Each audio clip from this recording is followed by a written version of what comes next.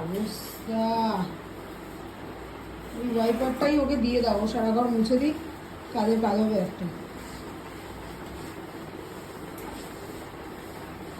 ওই জন্য তো ঘর ঝাড় পোছার সময় ওকে ছাড়া উচিত না।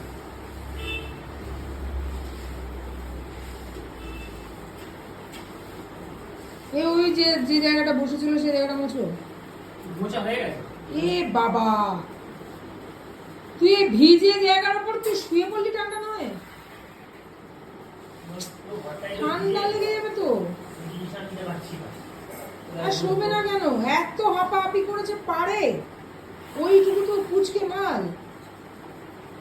দৌড়ে দৌড়ে দৌড়ে তাণ্ডব চালালো খানিকক্ষণ।